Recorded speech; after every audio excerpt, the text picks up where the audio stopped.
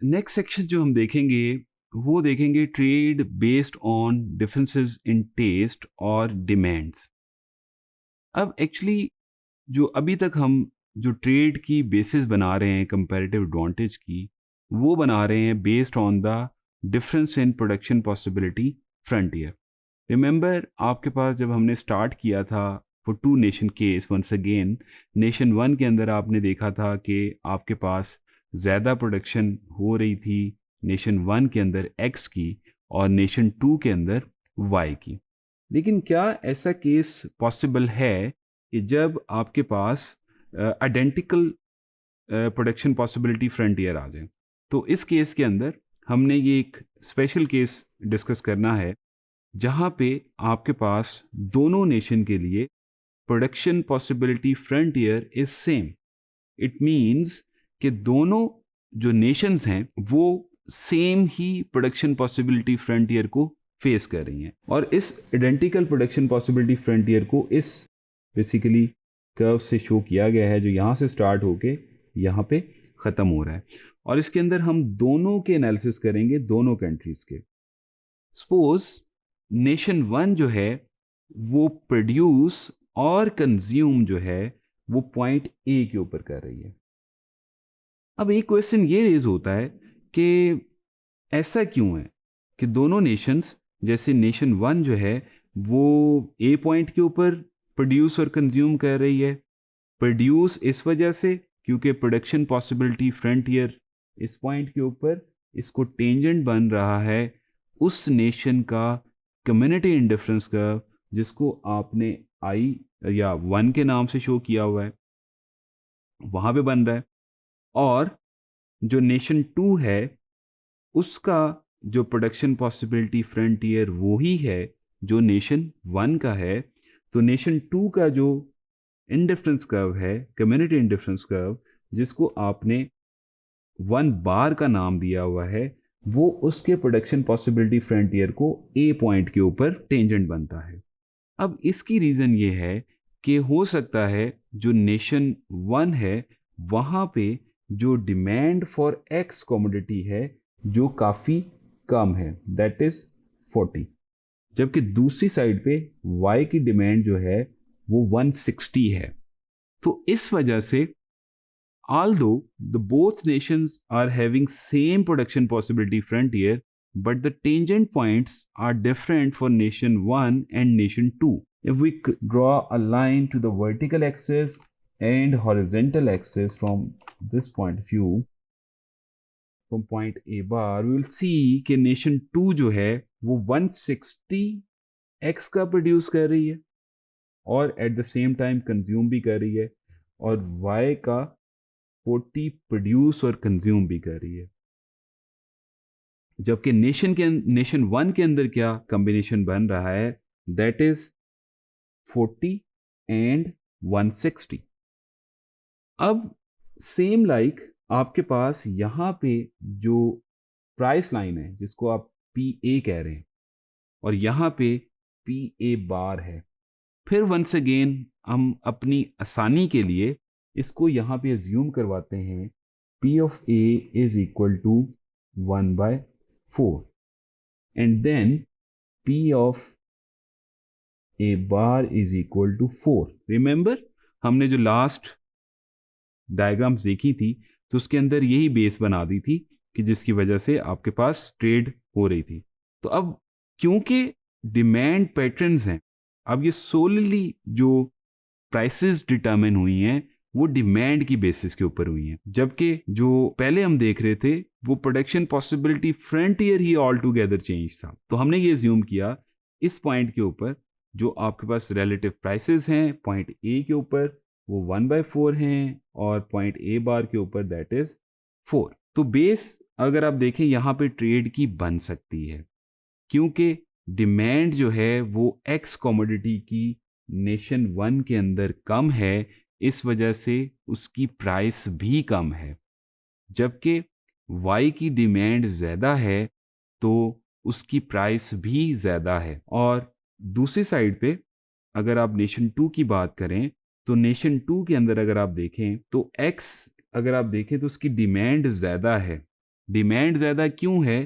क्योंकि यहाँ पे आपका जो कम्युनिटी इंडिफरेंस कर्व है इस पॉइंट पे टेंजेंट बन रहा है, तो 160 यूनिट कंज्यूम कर रही है nation 2 of commodity x. That is why I am saying that the demand for commodity X is higher in nation 2 than the nation 1 because nation 1 is producing and consuming only 40 units of X. On the contrary, अगर आप Y की तरफ देखें तो nation 1 के अंदर nation 1 is demanding and producing 160 unit of Y while nation 2 is producing and consuming 40 units of Y. तो इसका मतलब है कि जो नेशन 2 है उसके अंदर वाई की डिमांड कम है.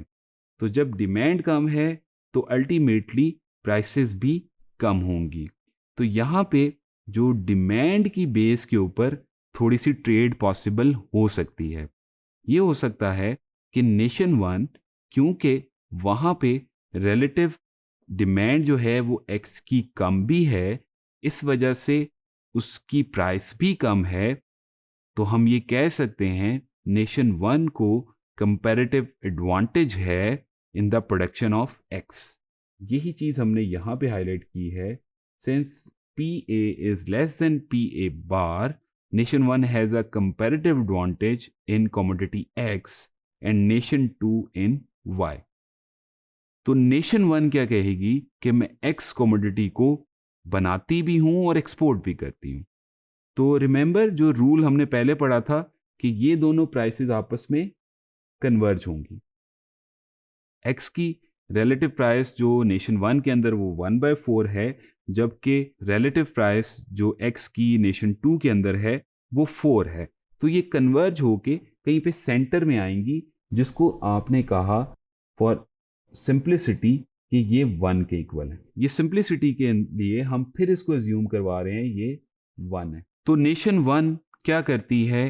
एक्स को एक्सपोर्ट करती है और वाई को इंपोर्ट कर लेती है फ्रॉम नेशन 2. और नेशन 2 क्या करती है?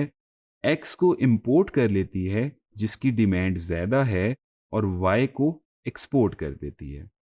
और एक्सचेंज क्या होता है? जो सेट होती हैं वो होता है 60x फॉर 60y. तो अल्टीमेटली अगर आप देखें तो इसको आप रिलेटिव प्राइस 1 के नाम से भी समझ चुके हैं ऑलरेडी पहले भी.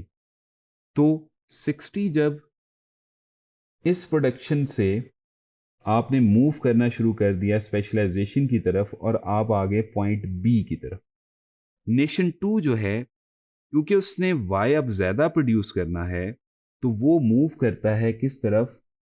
इस साइड पे, पॉइंट ए बार से बी बार की तरफ. मैं इसको यहां पे इस तरीके से रिप्रेजेंट कर देता हूं. और इसी तरीके से स्पेशलाइजेशन के लिए नेशन 1 जो है वो मूव करती है ए टू पॉइंट बी. ये A to point B nation 1 move करती है और A bar to B bar nation 2 move करती है. यहां पे ये क्या करते हैं? दोनों बी बार के ऊपर प्रोडक्शन करते हैं. अब इसको अगर देख लेते हैं, सेंटर और वर्टिकल एक्सिस से मिलाता हूं एंड देन फिर देखते हैं कि क्या होता है. अब अगर आप देखें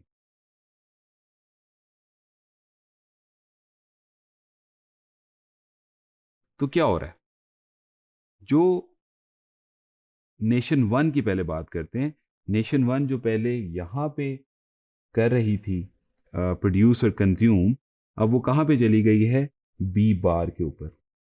तो बी बार की जब बात कर रहे हैं तो नेशन 1 120 यूनिट्स ऑफ वाई और 120 यूनिट्स ऑफ एक्स प्रोड्यूस कर रही है. जिस 120 में से वो एक्स के 60 यूनिट एक्सपोर्ट कर देती है नेशन 1, और उसके बदले में 60 यूनिट इंपोर्ट कर लेती है. क्योंकि आपने बात की 60x फॉर 60y. तो अभी वो 120 पे प्रोड्यूस कर रही है, जब इसमें प्रोड्यूस और कंज्यूम कर रही है आफ्टर प्रोडक्शन, कंज्यूम नहीं सॉरी कर रही, सिर्फ प्रोड्यूस कर रही है. तो 120 में जब 60 ऐड हुए तो इट बिकम्स 180, तो ये यहाँ पे चला गया। तो अब क्या हुआ, जब ये पॉइंट बना और इधर से ये पॉइंट बना, तो जब आपने इनको मिलाया आपस में तो उसकी कंजम्पशन बन गई कहाँ पे, ई पॉइंट के ऊपर। अब नेशन वन कंज्यूम कर रही है ई पॉइंट के ऊपर आफ्टर ट्रेड। इसी तरीके से हम जो है वो नेशन टू को भी देख सकते हैं कि नेशन टू स्पेशलाइजेशन के बाद क्या पैटर्न्स अडॉप्ट करती है। तो इसको मैं क्लियर करता हूं और वापस चलते हैं नेशन टू की तरफ कि नेशन टू क्या पैटर्न रखती है। तो जब नेशन टू ने ट्रेड के अंदर प्रोडक्शन की तरफ गई और स्पेशलाइजेशन की, वो पहुंच गई पॉइंट बी बार के ऊपर, जहां पे वो 120 एक्स के बना रही है और 120 ही वाई के बना रही है। अब उसको एक्स की डिमांड ज्यादा है, या वो उस नेशन के अंदर जो वहां के नेशन के लोग हैं वो एक्स को डिमांड ज्यादा कर रहे हैं, तो इस 120 में से, वाई के 120 में से वो 60 यूनिट जो है वो एक्सपोर्ट कर देती है। रिमेंबर, यही 60 यूनिट उसने एक्सपोर्ट किए थे किसको, नेशन वन को, जो उसकी इंपोर्ट बन गए थे यहां से यहां पे आने के लिए, क्योंकि नेशन वन भी यहीं पे थी। तो जब हम नेशन वन का केस पढ़ रहे थे तो ये 60 यूनिट यहाँ पे ऐड हो गए थे उसके, तो 120 प्लस 60 कितने हो गए थे, 180। इसी तरीके से क्या होगा कि उसने 60 यूनिट एक्सपोर्ट कर दिए वाई के, और उसके बदले में यहाँ पे जो 120 अब नेशन टू जो है वो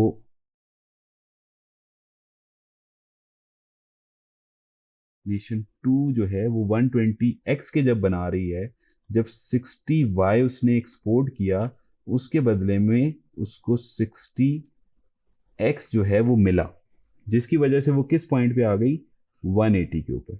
तो अब जो नेशन टू के अंदर जो ट्रेड के बाद कंजम्पशन पॉइंट बना है वो पॉइंट ई बार के ऊपर बना है, जहां पे अब आप देखें बड़ा इंटरेस्टिंग केस है कि आपके पास, मैं इसको भी ऐसे बना देता हूं ताकि थोड़ा सा क्लियर हो जाए कि क्या ट्रेड के बाद हुआ क्या, कि आपके पास दोनों नेशंस क्या किया, स्पेशलाइजेशन की। नेशन वन ने एक्स कमोडिटी के अंदर और नेशन टू ने वाई कमोडिटी के अंदर, और अल्टीमेटली दोनों नेशंस ने गेन किया है ट्रेड से, और उस गेन को अगर आप देखें तो हायर इंडिफरेंस कर्व की फॉर्म में रिप्रेजेंट किया है यहाँ पे 3 बार और 3 के केस के अंदर।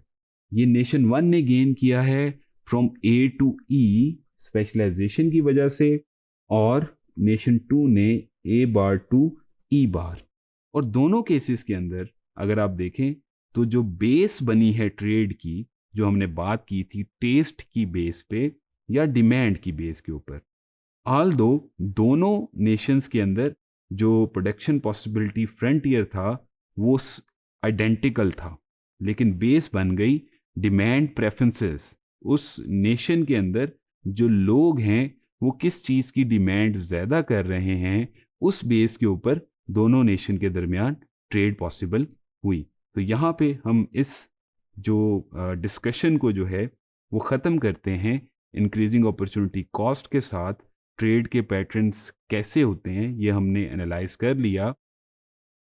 अगर इंक्रीजिंग अपॉर्चुनिटी कॉस्ट का जो प्रोडक्शन पॉसिबिलिटी फ्रंटियर है, अगर दोनों नेशंस के अंदर डिफरेंट है तब भी डिस्कस कर लिया, अगर दोनों नेशंस के अंदर सेम है तब भी इसको डिस्कस कर लिया, और हम इस कंक्लूजन पे पहुंचे कि ट्रेड जो है वो पॉसिबल है इवन अगर उनके प्रोडक्शन पॉसिबिलिटी कर्व जो हैं वो सेम भी हों। तो उसकी बेस सिर्फ ये बनेगी कि उस कंट्री के लोग के टेस्ट क्या डेवलप हुए हैं, क्या उस कंट्री के लोग जो डिमांड कर रहे हैं उनकी जो कॉस्ट है क्या डोमेस्टिकली सस्ती है पड़ी है वो चीज़, या जो उसके कॉस्ट डोमेस्टिकली कम है या इंटरनेशनली कम है। अगर इंटरनेशनली कम होंगे तो ऑब्वियसली वहाँ पे ट्रेड के लिए रूम अवेलेबल है और वहाँ पे ट्रेड होगी 2 कंट्रीज़ के दरमियान। और यही चीज़ प्रैक्टिकली भी आपको नज़र आएगी अगर आप डिफरेंट कंट्रीज़ के ट्रेड पैटर्न्स की तरफ देखें। तो ये सेक्शन यहाँ पे ख़त्म होता है।